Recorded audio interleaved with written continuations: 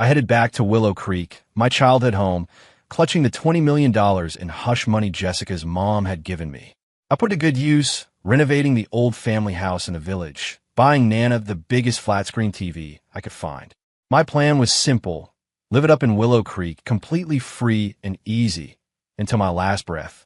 I was in the middle of a chess game with Old Man Henderson by the general store when my phone started buzzing like crazy. Knight to F3. Gramps, you seeing things again? I asked, pointing to his piece. He squinted at my phone. Your cell phone keeps lighting up. This round doesn't count. The restaurant, Skyline Loft, perched at the very top of Newport City's tallest skyscraper. From its windows, you could see half the city glittering below. That's where Victoria Chun, my girlfriend Jessica's mother, had asked to meet me. She was the kind of woman who could wear a fortune in jewelry and still look utterly unapproachable, radiating a chill that matched the frosty AC in the room. A pristine white tablecloth draped the table, and the silverware gleamed, reflecting her unreadable expression. Ethan, she began, her voice as devoid of warmth as the air conditioning. We need to talk. I nodded, cutting a small piece of my steak. It tasted good, if a little cold. You and Jessica have been together for 3 years, haven't you? 3 years and 4 months. I corrected her. Her brow twitched almost imperceptibly, as if she disliked answers that were too precise, beyond her control. That's a long time. She picked up her wine glass, swirling the red liquid, but her eyes were fixed on me, not the wine. What exactly do you think you can offer Jessica? I swallowed the steak, dabbing my mouth with a napkin. I can make her breakfast. She has a sensitive stomach. I can remind her to take her medicine. She forgets when she's working. I can listen to her vent about her boss and tell her she's right. And when she can't sleep at night, I can tell her stories. They're not great stories, but she always drifts off listening to them. All true. Victoria Chun listened, a slight, almost mocking curve forming on her lips. Those are things a personal assistant could do. She set her glass down with a soft clink against the table. I asked what value you can provide. Value. The word, coming from her, sounded like a price tag. I looked at her, suddenly finding a little funny. Ms. Chun, what do you consider value? She seemed surprised by my counter-question, pausing before resuming her condescending posture. You know Brandon Hayes, don't you? The Olympus Corp. Heir. He can bring Jessica a $30 billion partnership project, doubling her company's market value. That is value. So, what you're saying is, I'm standing in the way of her market value doubling. I asked. You're very astute. She finally offered a compliment, though it sounded more like a dismissal. She pulled a check from her designer handbag and pushed it across the table. Here's $20 million. I glanced down. The number was correct. Lots of zeros. I've looked into your background. You're from Willow Creek. Parents passed away young, only a grandmother back home. This $20 million is enough for you and your grandmother to live comfortably for the rest of your lives. Her voice was low, laced with the arrogance of a benefactor. Take it, leave Jessica, and never show your face to her again. Consider it. Payment for your 3 years of youth. Hush money, a breakup fee, compensation for lost youth. Call it whatever she wanted. I looked at the check, feeling no anger, no humiliation. It was like a balloon that had been inflated inside me, suddenly pricked, deflating instantly. Liberation. I reached out and picked up the check. A flicker of contempt, and I knew it, expression, crossed Victoria Chun's eyes. Her mocking smile deepened. A wise choice. I folded the check, slipped it into my pocket, and stood up. Ms. Chun, you're half right. I looked at her, my voice calm. I will indeed leave Jessica. But this money, it's not a breakup fee. She looked up at me, inquiringly. For the past 3 years, whenever Jessica faced a difficult business decision, she'd talk to me. From risk assessments for acquisitions to market entry strategies for new product lines to handling competitor patent lawsuits. I provided core advice no less than 20 times. I paused, watching her face gradually change. At a top-tier business consultant's market rate, a single consultation costs around $1 million. For these 3 years, I'll give her a friendly rate, a total of $20 million. Not a penny more, not a penny less. He smiled at her. So this isn't a breakup fee. This is my consulting fee. Now we're square. Services rendered, payment received. For the first time, Victoria Chun's face showed an emotion other than coldness. It was shock, then disbelief, finally morphing into exasperated fury. You. She seemed to want to say something, but couldn't. I didn't give her the chance. I pulled out my phone, found Jessica's contact, and sent one last message. We're done. Wishing you well. Then, I deleted her from my contacts and blocked her number, all in one smooth motion. Done. I put my phone back in my pocket and gave Victoria a slight nod. The steak was good. Thanks for the meal. Oh, and by the way, my name's Miller, not a glorified nanny. With that, I turned and walked out, not looking back.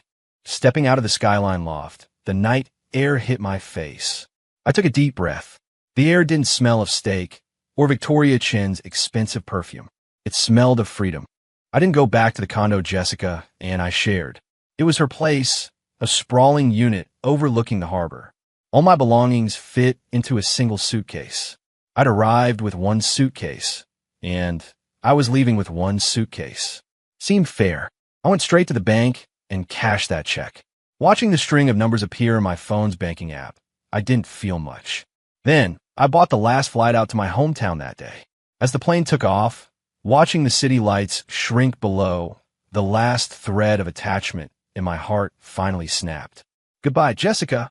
Goodbye to 3 foolish years I'd spent trying to warm an iceberg with my sincerity. 3 hours later, the plane landed. I took 2 more buses, then finally crammed into a bumpy, rural van. By dawn, the van stopped at the entrance to Willow Creek. The village was just as I remembered, the air fragrant with the scent of soil and plants. A few stray dogs wagged their tails, sniffing at my feet. Well, isn't that Ethan Miller? Back with a fortune, I hear. Mrs. Davis called from behind the counter of the general store.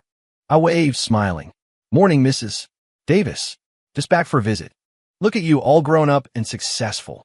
The villagers were friendly, but their eyes held a hint of curiosity.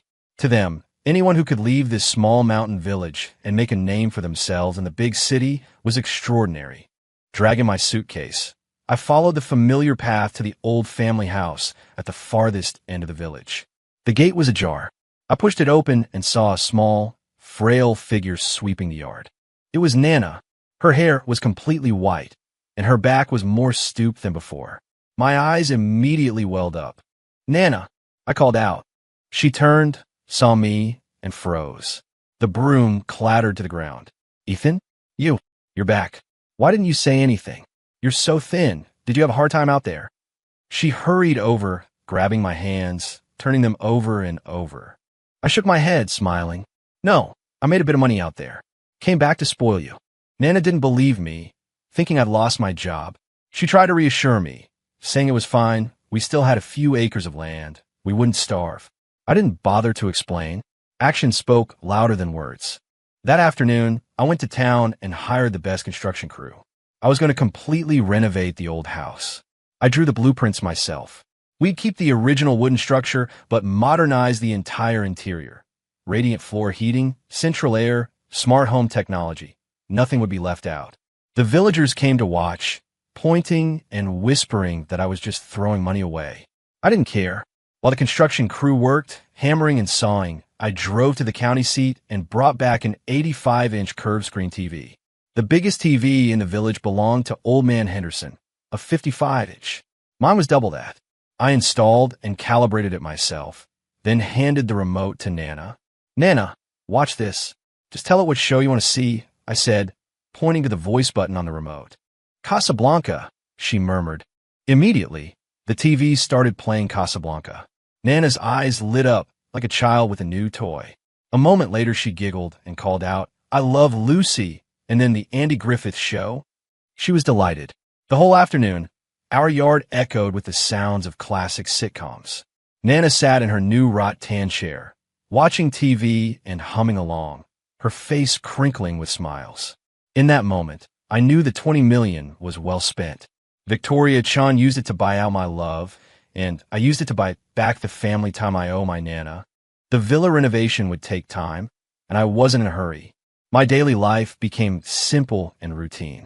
Mornings were spent accompanying Nana to the village market for groceries, then coming home to cook lunch. In the afternoons, I'd settle under the big banyan tree by the village entrance, playing chess with Old Man Henderson and the others. Ethan Your life is better than a king's, Old Man Henderson remarked, moving his knight. I smiled. Just learning from you, Gramps, how to enjoy life. From the day after I returned to the village, my phone was set to silent. I knew Jessica would try to find me, but I hadn't expected it to be so soon or so intense. That afternoon, the sun was bright and the breeze gentle. Old Man Henderson and I were deep into a tense chess game. My phone, sitting on the stone table beside us, lit up repeatedly like it was going crazy. I didn't even need to look to know who it was. I pretended not to notice, focusing all my attention on the chessboard. Checkmate. I moved my knight. Old Man Henderson's king was cornered, unable to move. He stared at the board for a long moment, then pointed at my phone. Your cell phone thing, it keeps flashing, making my eyes blurry. He tried to cheat. This game doesn't count. I sighed, picking up my phone. The screen showed dozens of unread messages, all from the same number. Jessica. She must have gotten my new number from somewhere. Ethan Miller. What do you mean by this? Playing hide and seek. Do you think my mother will back down that easily? You took my mother's money and ran? Ethan, I really misjudged you. Where are you?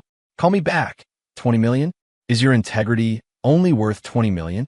The messages range from initial questioning to anger, then contempt and disbelief.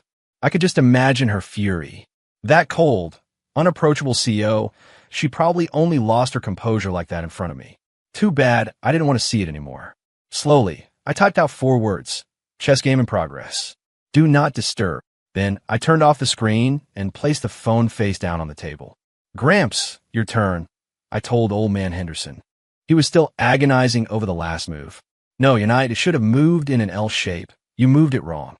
Knight to F3. Gramps, you seeing things again? I asked. He pointed at my phone. Your cell phone keeps lighting up. This round doesn't count. I sighed. Fine. He was the chess champion. His word was law. I collected the pieces from the board one by one. I'm done for today. Going home for dinner. Old Man Henderson frowned. No, come on, one more game. I'll even let you have a rook. No, Nana's waiting for me. I waved him off and headed home. The setting sun cast my shadow long before me. Behind me, I could hear Old Man Henderson's grumbling and the laughter of the village children chasing each other. It felt good.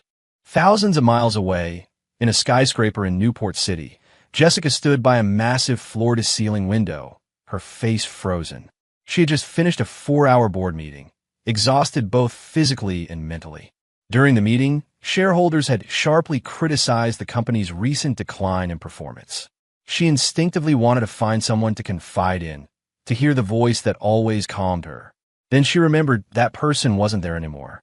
She saw my reply, chess game in progress. Do not disturb, and was so furious she almost threw her phone.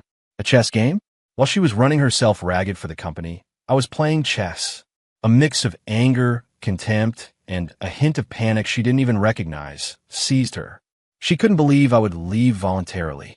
In her mind, I loved her too much. Her mother must have used some means she didn't know about. But the 20 million was like a thorn, piercing her heart. How could he take that money? How could he take that money? Jessica's pride made it impossible for her to accept that her love could be measured by money. She didn't know that while she wrestled with my integrity, I was in the kitchen, simmering Nana's favorite chicken noodle soup. Jessica's real crisis at Deep Space Innovations fully erupted 3 weeks after I left.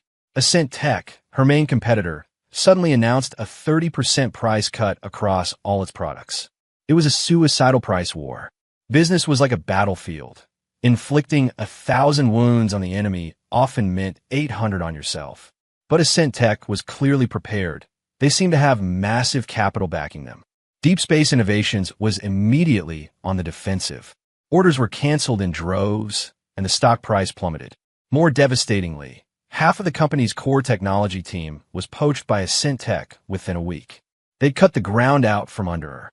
Jessica called emergency high-level meetings one after another, discussing countermeasures.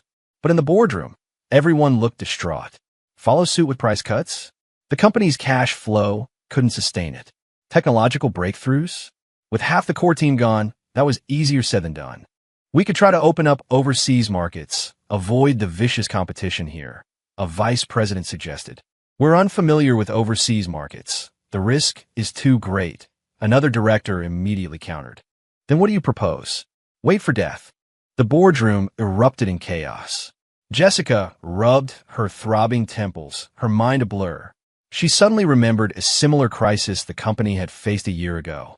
Back then, she'd been just as helpless. That night, she'd gone home and locked herself in her study. I was the one who brought her a cup of hot milk. She'd explained the situation to me, more as a way to vent than to seek advice. After listening, I simply took her tablet and drew a simple organizational chart.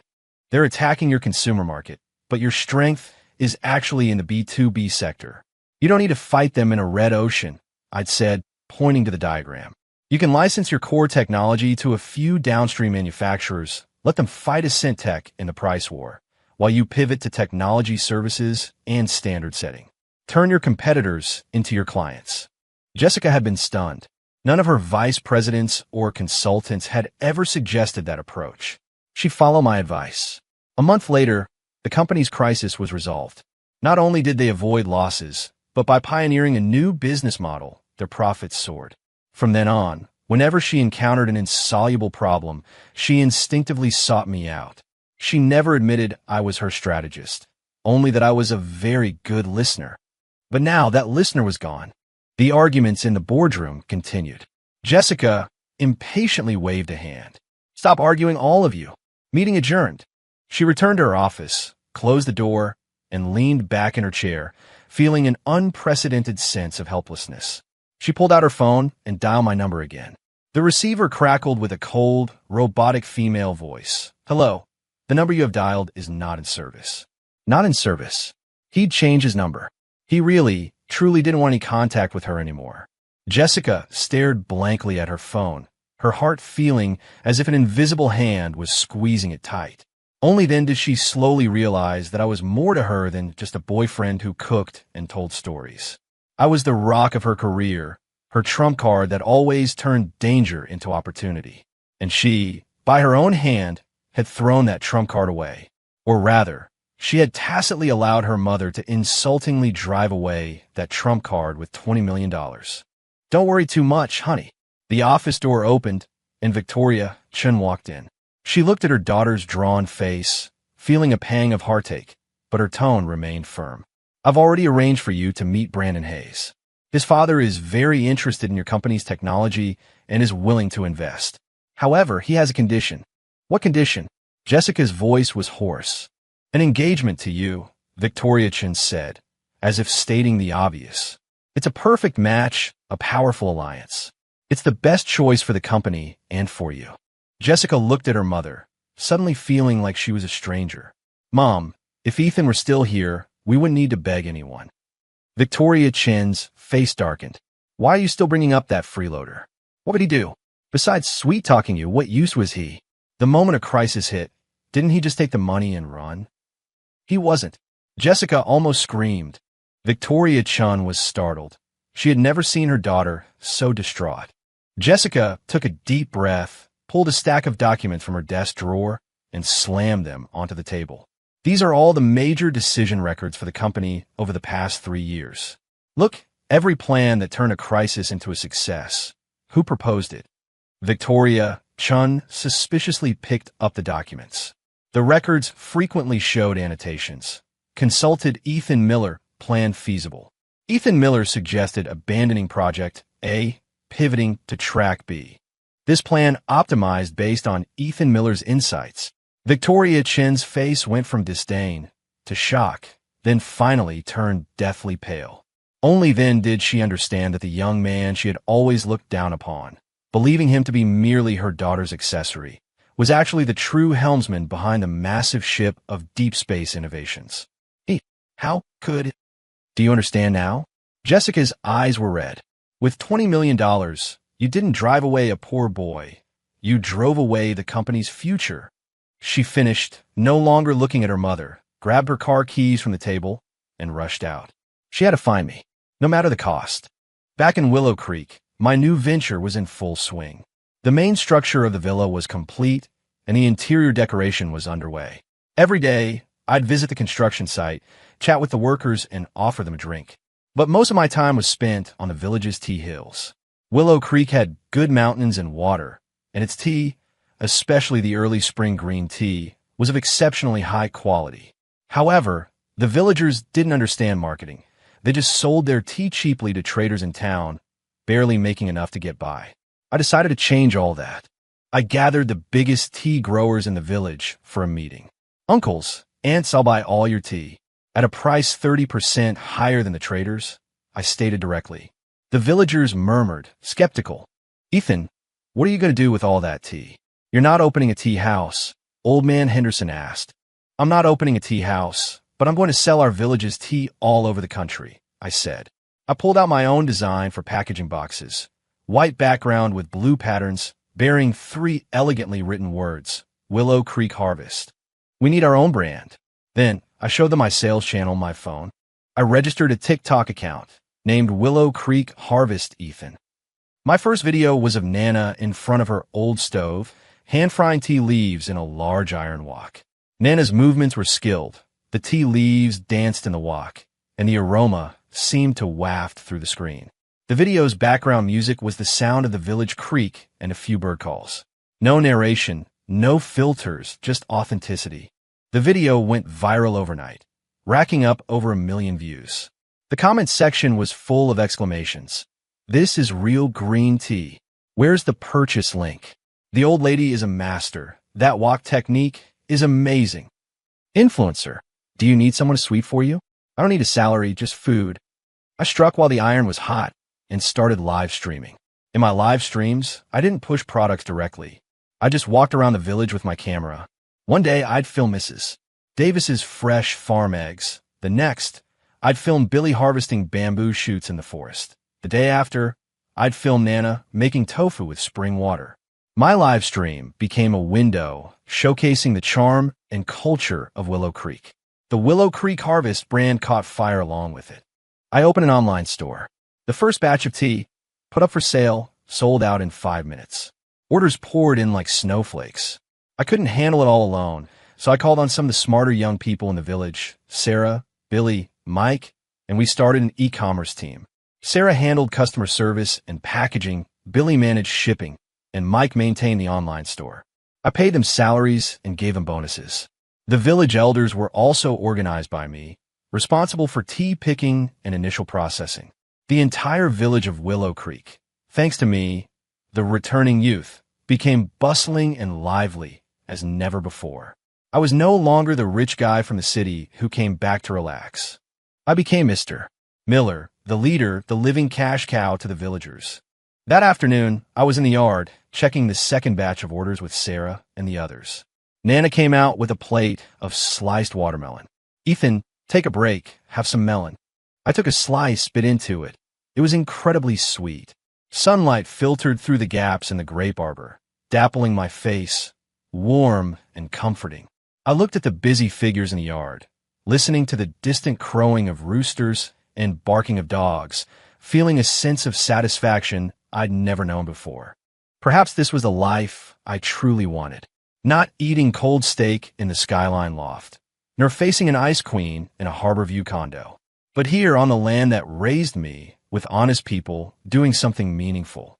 When Jessica found Willow Creek, this was the scene she witnessed. She drove her red Porsche down the bumpy village road, looking like a lost flamingo. As she passed the village entrance, a few children playing in the mud pointed at her car, shouting, "Look, a metal monster!" Jessica's brow furrowed tightly. It had taken a private investigator to track down my hometown. She had driven for over 10 hours straight, dust-covered and weary. She had imagined many reunion scenarios. Perhaps I'd be living in a dilapidated shack, destitute after spending all the money. Perhaps I'd be shocked by her arrival, then fall to my knees begging for forgiveness. She had even prepared her speech. If I just showed a good attitude, she would forgive everything, take me back to the city, and maybe even give me a proper title. But what she saw was completely different from what she'd expected. Deep in the village, a beautiful 2-story house stood tall. It was nothing short of a villa. White walls, dark tiles, and a yard filled with flowers and plants in front.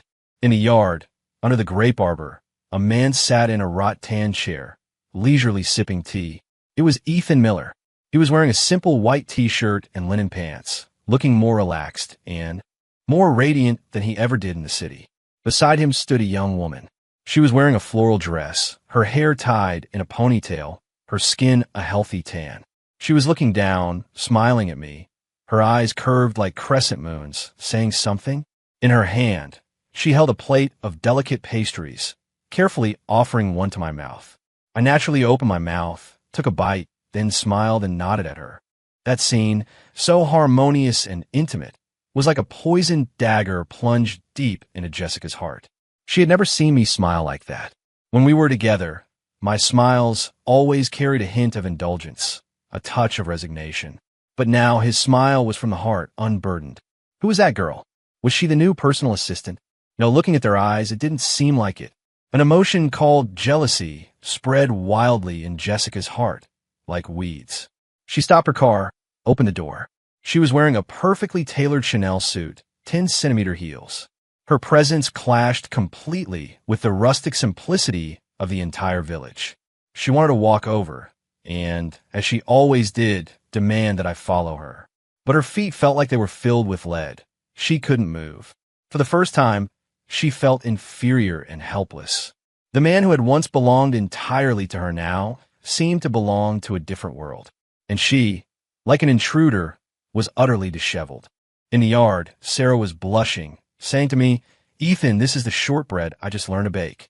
Try it. See if it's any good." I took a bite. Sweet, not cloying, with a hint of lavender. Delicious, I praised genuinely. Let's make this shortbread our next Willow Creek Harvest new product for the coming season.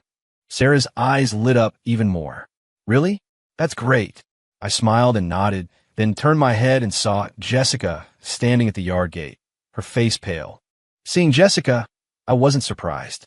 Given her personality, lasting this long before coming to find me was already beyond my expectations. I simply nodded calmly, a form of greeting. Then, I turned back and continued discussing the packaging design for the shortbread with Sarah. "I think we could use a craft paper box, tied with twine, and a handwritten card," I suggested. "Oh, that would feel so heartfelt." Sarah nodded repeatedly, pulling out a small notebook to jot it down. The two of us discussed work as if no one else was there, completely ignoring Jessica, the uninvited guest. Jessica's face grew increasingly dark. Finally, she couldn't hold it in anymore. She walked toward me, her heels sinking into the soft mud of the yard, but she didn't care. "Ethan Miller," she began, her voice trembling with anger. "Why did you leave without a word?" I looked up at her. In just a few days, she had lost a lot of weight, and there were faint dark circles under her eyes that even the most expensive foundation couldn't hide. I put down my teacup and countered, "Didn't your mother tell me to leave?" Jessica froze. "I gave you $20 million to disappear." "What? Did you run out of money already?" I mimicked her mother's tone, speaking slowly. That sentence instantly drained all color from Jessica's face. I didn't know. I didn't know my mom went to see you," she explained urgently, a hint of something she didn't even realize, a flicker of hurt in her voice. "Does it make a difference whether you knew or not?" I smiled. "I took the check, and I replied to your text. We're square, no longer indebted to each other. Why are you here now?" Jessica was speechless. She wanted to say the company was in crisis, that she needed me. But looking at my calm, almost indifferent face, she couldn't utter those words. She was accustomed to my tolerance and sacrifice, but she had never considered that one day I might reclaim all my goodwill. The company is in trouble," she finally managed to say, her voice much softer. "Ascent Tech is engaged in a price war with us. I wanted to hear your thoughts. Help me like before." Before. I repeated the word, finding it somewhat ironic. I stood up and walked over to her, a head taller than she was. I could clearly see her trembling eyelashes. "Ms. Chun, I think you're mistaken. Before, I was your boyfriend, and my consulting was free. But now we are strangers." I looked into her eyes, speaking each word distinctly. "My consulting fee is very high. You can't afford it now." With that, I turned away from her, picked another piece of shortbread from Sarah's plate, and put it in my mouth. Chewing the shortbread, I said to Sarah, home cooking really is the best. City food is just too rich." Every word I spoke was like a small knife, precisely pricking Jessica's heart. She looked at me, then at the innocent face Sarah beside me, her lips moving, but nothing came out. The light in her eyes slowly dimmed. I knew it was cruel, but what her mother had done, pulling out that check, had been far crueler. Jessica didn't leave. She stayed in the village's only guest house. The conditions of the guest house, as you can imagine, were basic. The walls were peeling, the sheets faded, and the bathroom was communal. For Jessica, who had grown up in luxury, it was nothing short of torture. But she endured. The next day, I saw her on the village paths, wearing a brand new set of hiking gear. The expensive hiking boots she wore were quickly covered in mud. She was probably trying to blend in with my life. She found me on the tea hill, where I was guiding villagers in tea picking, and said she wanted to inspect my project. I ignored her and handed her directly to Old Man Henderson. Old Man Henderson, this is a businesswoman from the city who wants to experience village life. Could you show her around? Old Man Henderson loved to chat, and he immediately enthusiastically pulled Jessica along, recounting everything from Mrs. Davis getting a new pig to Billy's son getting into college. Jessica passively listened to these mundane stories she had no interest in, maintaining a stiff smile on her face. In the afternoon, she found me again. Ethan, I've reviewed your business model. It has great potential. I've decided to invest in you. She resumed her CEO demeanor, as if trying to solve the problem in the way she knew best. $5 million for a 30% stake. I almost laughed out loud. Ms. Chun, this is just a small business for me, just making a living. No need for a big shot like you to bother with it. I politely refused. Besides, my Willow Creek harvest is currently valued at $30 million. $5 million for a 30% stake? You're quite the shrewd calculator. Jessica's face went pale again. She hadn't expected her proud business acumen to become a joke in my presence. While she was hitting brick walls with me, her company was spiraling deeper into the abyss. The stock price continued to fall, and shareholders had begun to collude, preparing to call an extraordinary general meeting to remove her from her CEO position. Victoria Chun was like a cat on a hot tin roof. She told Jessica that the only person who could save the company now was a mysterious investor known as Mr. C. It was rumored that Mr. C was a Chinese-American, a venture capitalist who had operated overseas for years with an incredibly sharp eye. Any project he backed never failed. I've used every connection I have to get in touch with Mr. C. If he agrees to step in, Deep Space Innovations is saved. Victoria Chun said on the phone. Jessica hung up, standing by the creaky window of the guest house, looking out. Not far away, in the yard of my new villa, I was directing a few young people in packing orders. They worked and chatted, full of energy. Jessica looked at my busy back, then thought of the omnipotent Mr. C her mother had spoken of.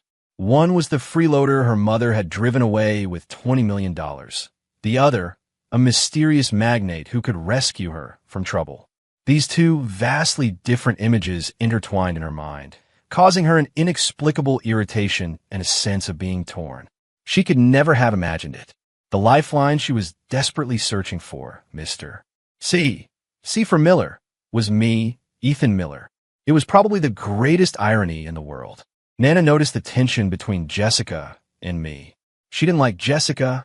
In Nana's words, that girl is too sharp, like a needle, looks like she'd prick you. Not like our Sarah. She's like cotton, soft and warm. So, Nana started to subtly help me out. During meals, she would always put food on my plate that Sarah had prepared. Ethan, eat more. You're still too thin. You need to find someone who'll take good care of you, she'd say, glancing at Jessica, who was awkwardly eating the simple village food beside us. Jessica's face would be dark, but she never said anything.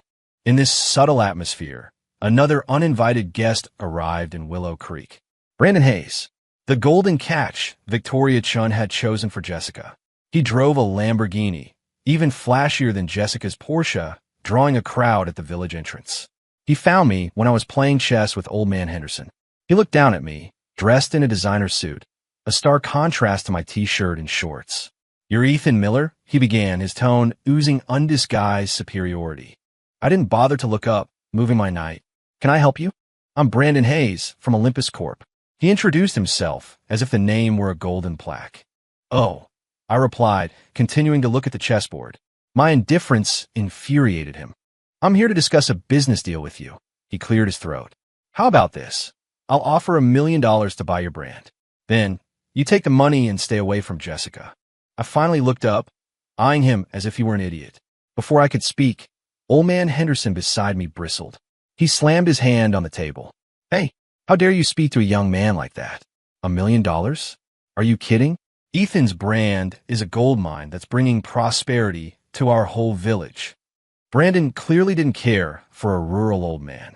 Old man, this isn't your business. Old man Henderson's temper flared. He pointed to the stone bench beside him. You're rich, aren't you? You understand business, right?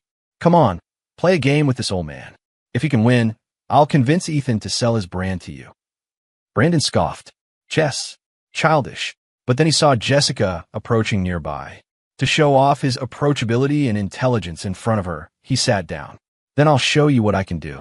And he did indeed get a demonstration. In less than 10 minutes, Brandon's chessboard was in shambles, his king utterly exposed, with only a pawn left. Old man Henderson took a sip from my teacup, shook his head.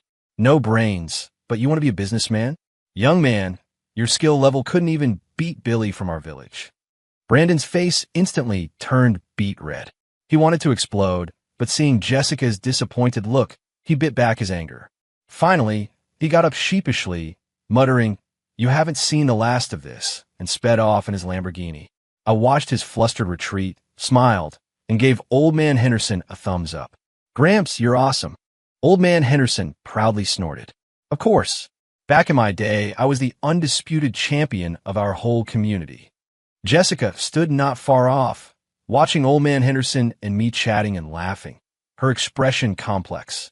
Perhaps for the first time, she realized that money and status weren't omnipotent in this small village.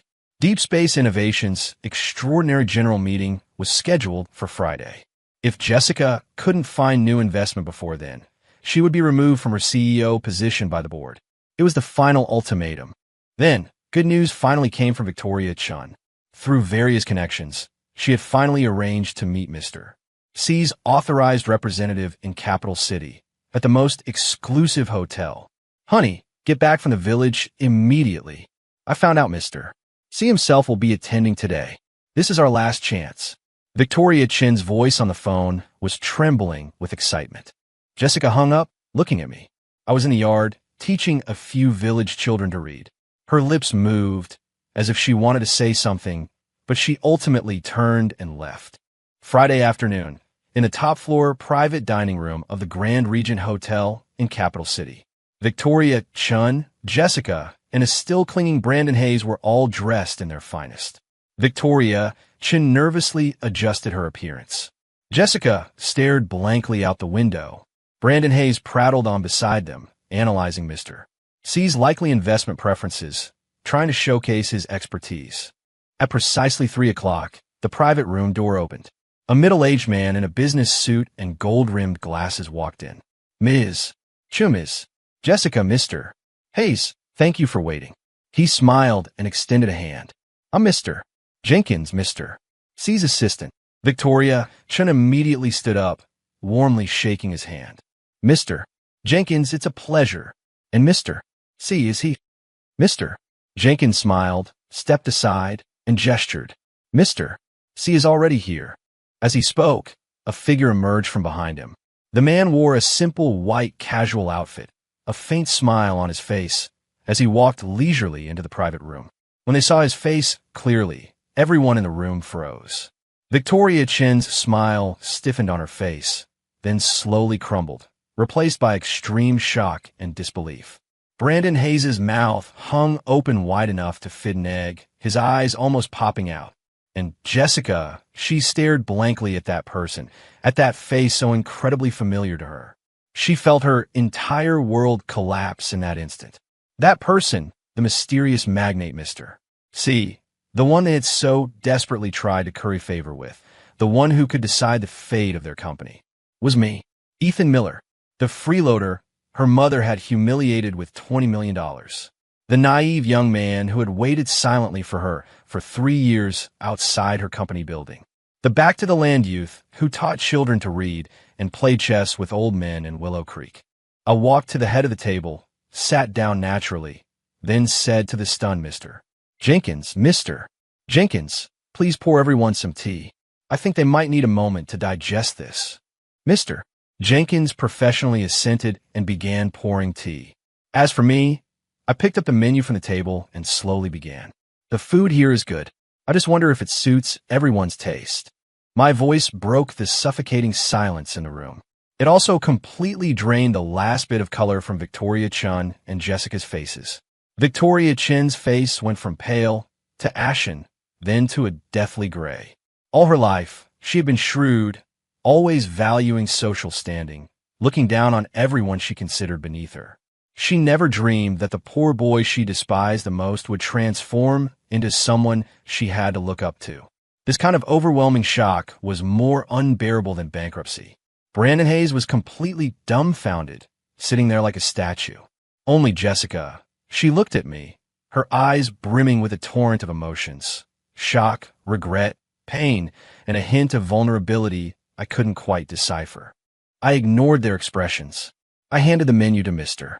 Jenkins, then leaned forward, lacing my fingers on the table. Let's talk business. My tone was exactly like Victoria Chen's when she spoke to me at the Skyline Loft. Cold, businesslike. Regarding the acquisition of Deep Space Innovations, my conditions are simple.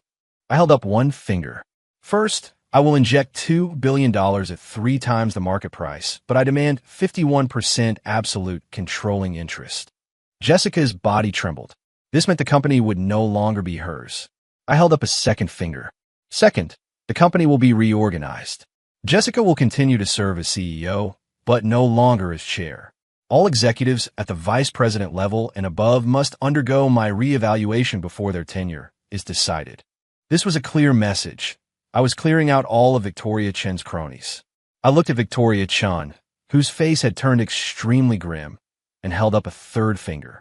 Third, I paused, my gaze fixed directly on her. Ms. Victoria Chen must resign from the board and publicly apologize to me for the words she spoke at the Skyline Loft restaurant. This statement was the final straw. Victoria Chen abruptly stood up, pointing at me, her voice sharp. Ethan Miller, you're going too far. Going too far? I smiled. Ms. Chen, when you presented me with that $20 million check, you were far less of a gentleman.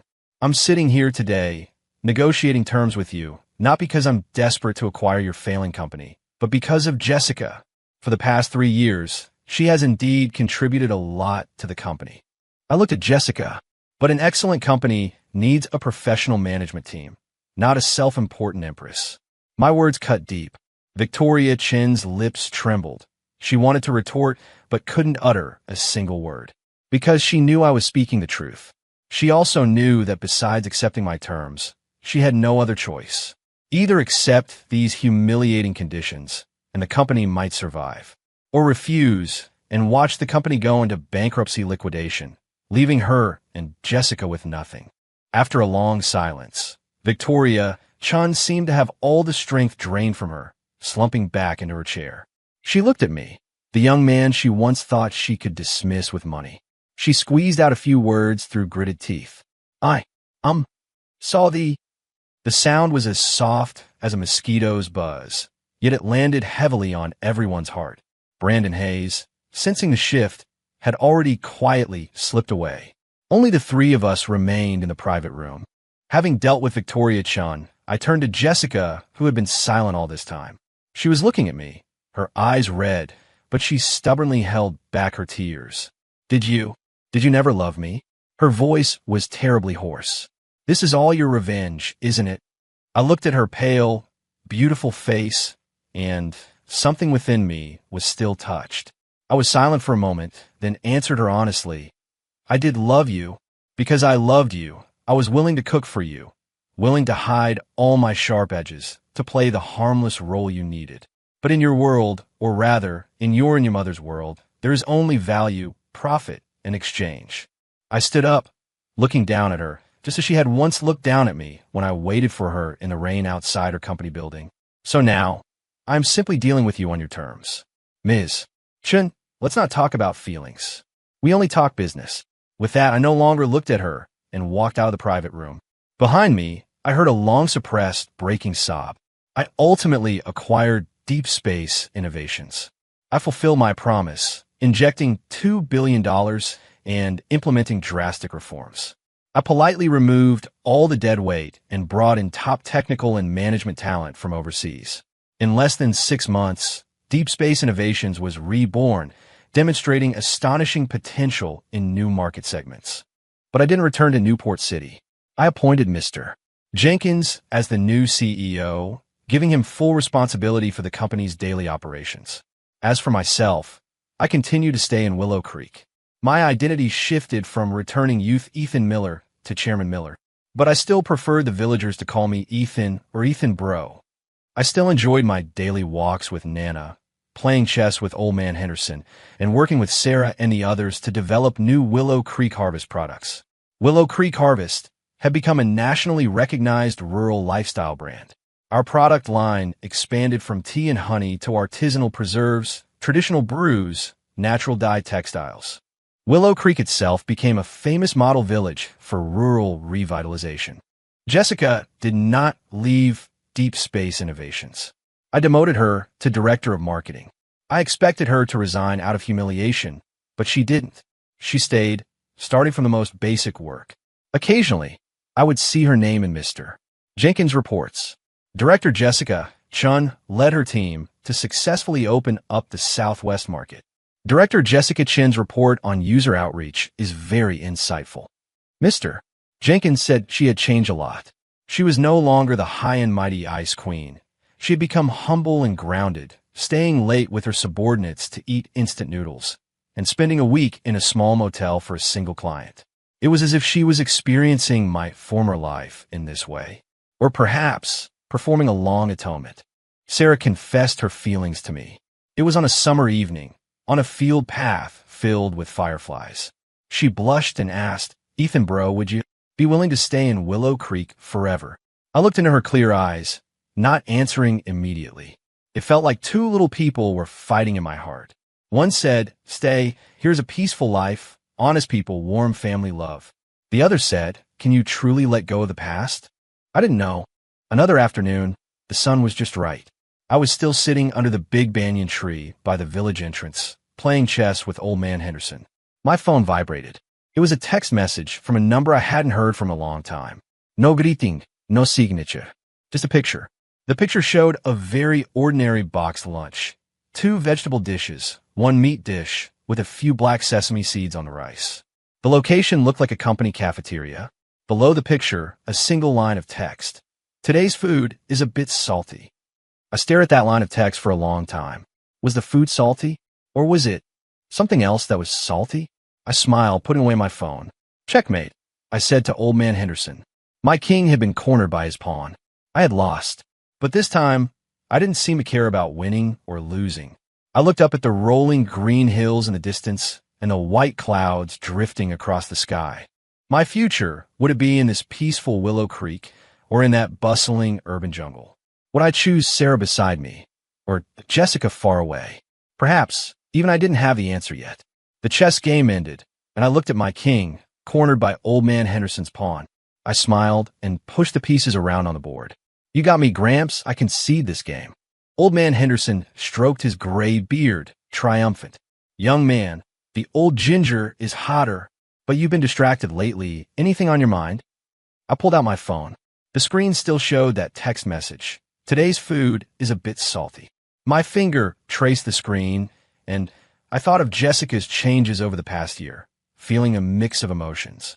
Sarah walked over with a plate of freshly cut peaches, tiny beads of sweat on her forehead, her floral dress gently swaying in the breeze. "Ethan Bro, Old Man Henderson, have some fruit to cool down." She handed the peaches to me, her eyes clear, with a hint of cautious concern. "You're frowning. Are you thinking about work?" I bit into a peach. The sweet juice spread on my tongue. I shook my head. "No, nothing really. Just thinking that some things need to be settled." Sarah didn't press further, just sat quietly beside me, watching the distant rice fields. The wind swept through the fields, creating golden waves, carrying the scent of earth and rice. This was the simplest fragrance of Willow Creek and the tranquility I had cherished most over the past year. 3 days later, I went to Capital City. The Deep Space Innovations office building still towered into the sky, but stepping inside, I no longer felt the oppressive atmosphere of the past. Employees moved purposefully, yet orderly, their faces showing determination. This was how I wanted it to be. Mr. Jenkins waited for me in the conference room, handing me a thick report. Chairman Miller, this is Director Jessica Chen's Southwest Market Expansion Report. It's been remarkably successful, exceeding annual targets. I opened the report. The handwriting was neat, the data detailed, and every plan showed meticulous thoroughness. I remembered how she used to only issue orders from her office. Her transformation was truly impressive. Where is she now? I asked. In the break room, just finished a team meeting. I got up and walked toward the break room. From a distance, I saw Jessica. She wore a simple white shirt and jeans, her hair casually tied in a ponytail, a hint of fatigue on her face, yet her eyes were still bright. She was bending down, pouring coffee for a colleague, her movements natural and friendly, completely lacking the aloofness of her former CEO persona. Hearing footsteps, she looked up, and seeing me, she froze, almost spilling the coffee pot. Chairman Miller, she said, quickly regaining her composure, her tone calm, with just the right amount of distance. I entered the break room, waited for the other colleagues to leave, then spoke. I've read the report. It's very well done. She nodded, not taking credit, just quietly saying, it's what I'm supposed to do. If the food is salty, you can drink more water, I suddenly said, referring to her text message. Jessica's body stiffened, her eyes instantly reddened. She looked down at her hands, her voice barely a whisper, an almost imperceptible catch in it. I just suddenly remembered your cooking. It was always just right. I was silent for a moment, looking at her reddened eyes. The barrier in my heart seemed to loosen at that moment. Are you free tonight? I'd like to treat you to dinner. She looked up, her eyes filled with disbelief, then a hint of hesitation. Consider it a reward for an excellent employee, I added. That evening, we didn't go to any fancy restaurant. We just found a small, local eatery near the company. The dishes were simple, 2 meat and 2 vegetable options. Compared to the box lunch in her text, it was just 1 extra dish. Try this spicy pork stir-fry. It's the specialty here, I said, putting a piece on her plate. She cautiously took a bite, then nodded. It's very good. Better than mine? I asked, smiling. She looked up, her eyes complex, and after a long moment, she softly said, it's a different taste, but both are very comforting. We talked a lot that night about her experiences in the marketing department over the past year, the hardships of traveling across the Southwest, and how she, who couldn't even cook instant noodles, had become a director who could squat by the roadside and eat boxed lunches with her staff. I was so foolish before, she said, putting down her chopsticks, her voice filled with regret. I was hijacked by the values my mom instilled in me, thinking money and status were paramount, overlooking the most precious things. It wasn't until I lost you, until the company was on the brink of bankruptcy, that I understood what you gave me was never superficial value, but steadfast companionship and true support. I know I hurt you before, and I don't dare to hope you can forgive me. Her voice grew softer. I just want to tell you that I've changed. I'm not the same Jessica I used to be. I looked into her sincere eyes, my heart filled with mixed emotions. I know you've changed, I said. Otherwise, I wouldn't be sitting here today. Leaving the restaurant, the night was dark. The city lights glittered, reflecting in her somewhat fragile figure. I'll drive you home, I offered. She lived in an apartment complex near the company, no longer in her old Harborview condo, just a regular 2-bedroom unit. Want to come up for a bit? She invited. I nodded. The apartment wasn't large, but was clean and tidy. The living room bookshelf was filled with books on marketing and management, along with a few cookbooks. I've been learning to cook, but I'm still not very good at it, she said, a little embarrassed. I walked to the bookshelf and saw a yellowed notebook with Ethan's recipes written on the cover. Opening it, I found it meticulously filled with recipes for dishes I used to make for her, each page with her annotations, some noting too little salt, others with a small, smiley face. My heart was instantly touched. I've always remembered, she said, standing behind me, her voice soft. I remember the breakfast you made for me, the stories you told me, and every piece of advice you gave me when I was lost. I turned around, looking at her reddened eyes, and gently wiped away a tear. Jessica, I whispered, let the past be the past. She looked at me, her eyes filled with surprise and disbelief. You? But my current life is in Willow Creek, I interrupted. My Nana is there, my business is there, and Sarah is there. At the mention of Sarah, Jessica's eyes dimmed slightly, but quickly returned to a calm expression. I know, Sarah is a good girl. She's more suitable for you than I am. I just want to tell you how I feel, without any other expectations. I know, I said, looking at her, but I don't want to deceive myself. I still have feelings for you. We talked late into the night. I told her I needed time and that I needed to be fair to Sarah. It was already the next afternoon when I returned to Willow Creek. Sarah was hanging tea leaves in the yard. Seeing me, she immediately beamed. Ethan bro, you're back. I walked over, taking the bamboo basket from her. Are you tired? No. She shook her head, a hint of curiosity in her eyes. Is everything settled in Capital City? Yeah. I nodded, hesitating for a moment before deciding to be honest. I saw Jessica. Sarah's smile faltered slightly, but quickly returned to normal. Oh, is she? Doing well. She's changed a lot, I said, looking at her. Sarah, there's something I want to talk to you about.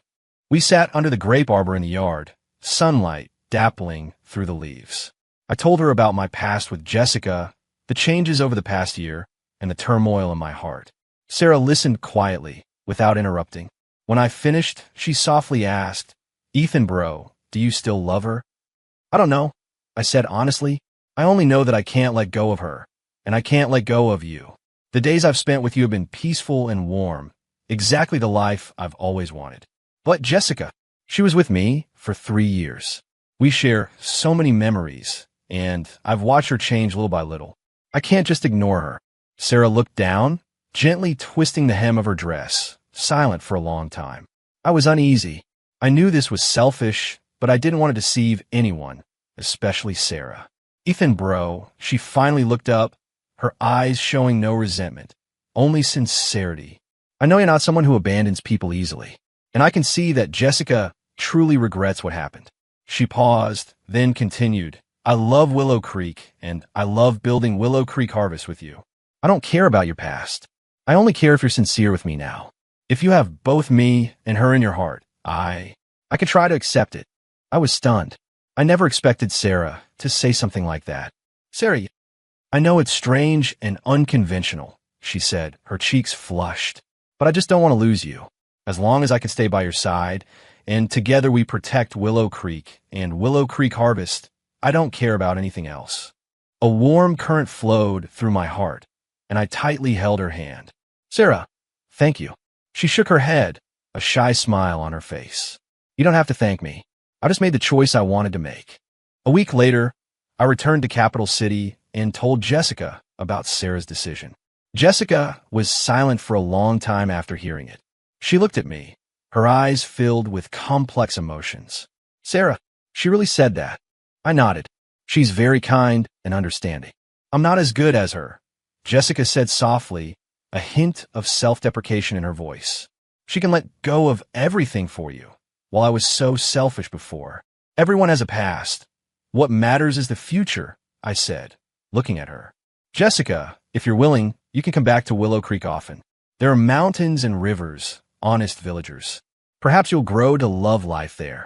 She looked up, a flicker of light in her eyes. Can I? Of course, I smiled. Willow Creek Harvest also needs to expand its market. You can bring your experience back and work with us to make Willow Creek Harvest even better. She nodded vigorously, her eyes reddening again, but this time with tears of joy.